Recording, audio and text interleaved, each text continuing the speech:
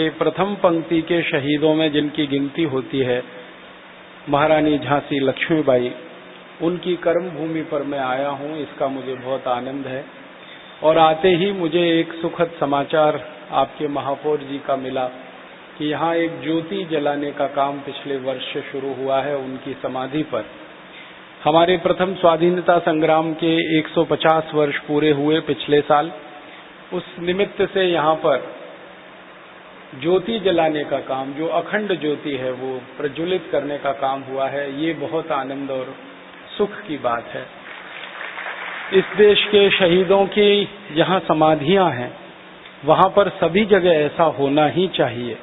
ये तो एक सामान्य सी बात है, लेकिन हम आजादी के 62 साल के बाद कुछ कुछ शहीदों को याद कर पाएं और ये काम कर पाएं, तो ये हम अपने ही पाप को कुछ कम करेंगे, ऐसा मुझे लगता है।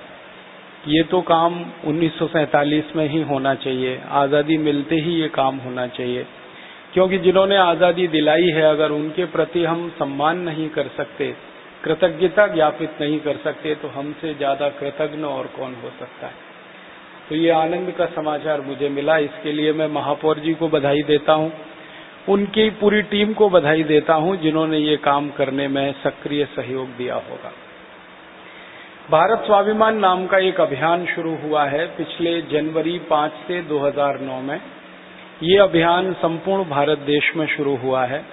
परम पूजनीय स्वामी रामदेव जी इसके अध्यक्ष हैं, आचार्य बालकृष्ण जी इसके महामंत्री हैं, मुझे परम पूजनीय स्वामी जी ने राष्ट्रीय सचिव की जिम्मेदारी दे रखी है। इसके अलावा इस अभियान में 680 जिलों के जिला प्रभारी हैं, 31 राज्यों के राज्य प्रभारी हैं और सारे देश में करीब 2,40,000 योग शिक्षक हैं जो इस अभियान के साथ तन मन धन से लगे हुए हैं। हमारी ऐसी कोशिश है कि जनवरी 2010 तक इस अभियान में लगभग 11 लाख लोग पूरे देश में सक्रिय सहभागी हो जाएंगे और अगले वर्ष से परम पूजनीय स्वामी जी खुद एक एक जिले के प्रवास पर निकलने की तैयारी में है।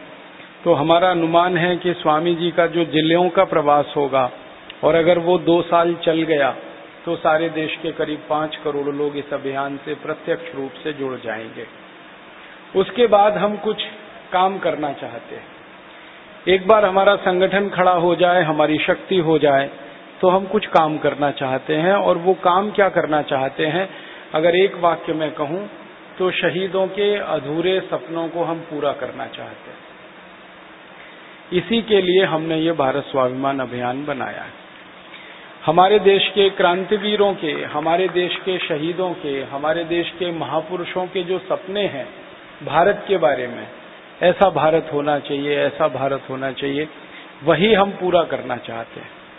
होना तो ये चाहिए था कि ये सारे सपने, सारे आदर्श जो क्रांतिकारियों ने देखे, शहीदों ने देखे, वो आजादी मिलते ही पूरे होते, लेकिन नहीं हो पाए हैं। उसके कुछ गंभीर कारण हैं। उन कारणों की जांच पड़ताल करके उनका कोई समाधान निकालने के प्रयास में हम सब लोग हैं। मुझे ये कहते हुए बहुत अफसोस है, बहुत दुख है कि हमारे देश की आजादी बहुत कीमती है, बहुत मूल्यवान है। हमारी आजादी का मूल्य, हमारी आजादी की कीमत अगर आप जानना चाहें तो 2-3 जानकारियों से आप उसको अंदाजा लगा सकते हैं। पहली जानकारी ये कि महारानी झांसी लक्ष्मीबाई का जो बलिदान हुआ, भगत सिंह, ऊधम सिंह, चंद्रशेखर जैसे क्रांतिकारियों के जो बलिदान हुए, नाना साहब पेशवा, तात्या टोपे के जो बलिदान हुए, ऐसे बलिदान हमारे देश में 7,32,780 हुए। 1-2 बलिदान के बाद आजादी नहीं आई। अंग्रेजी सरकार के जो रिकॉर्ड्स हैं, अंग्रेजी सरकार के जो दस्तावेज हैं और जो दस्तावेज ब्रिटिश पार्लियामेंट में रखे हुए हैं, जो अभी तक भारत भी नहीं लाए गए हैं, क्योंकि भारत सरकार को उसमें कोई रुचि नहीं है, लाने में कोई रस नहीं है। मुझे तो ये भी कहते हुए बहुत अफसोस होता है कि भारत के जिन क्रांतिकारियों को लंदन में फांसी दी गई थी, उनके डेथ सर्टिफिकेट और डेथ वारंट अभी तक भारत नहीं पहुंचे। आजादी के 62 साल में 63वां साल शुरू हो चुका है।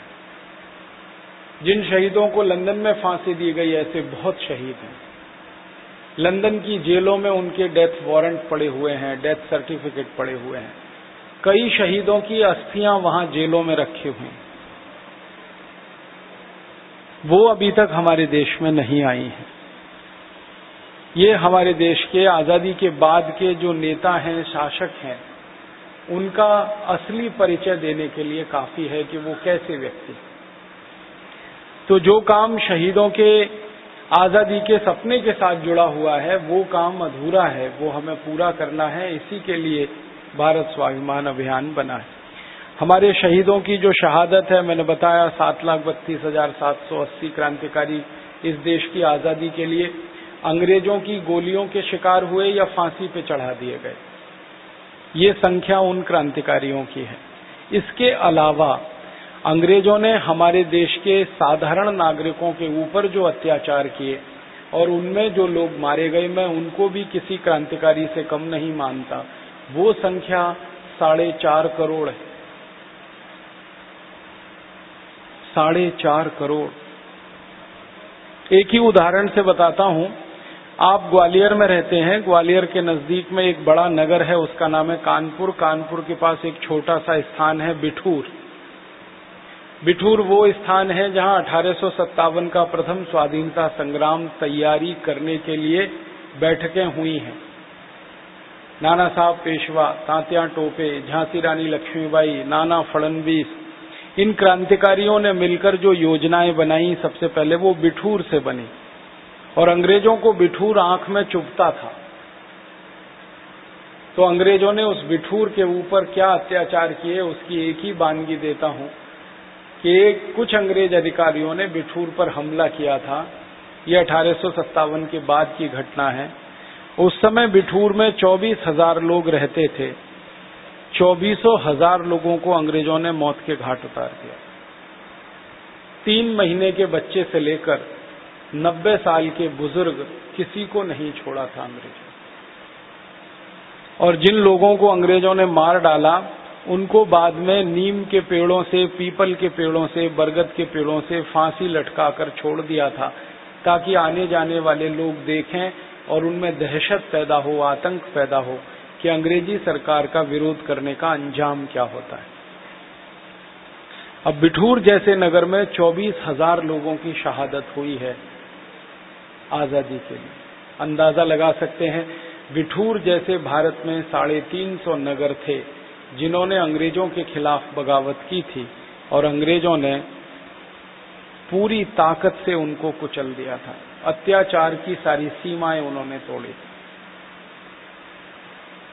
तो लगभग 4.5 करोड़ भारतवासी इस तरह से अंग्रेजों के अत्याचार का शिकार होकर शहीद हुए।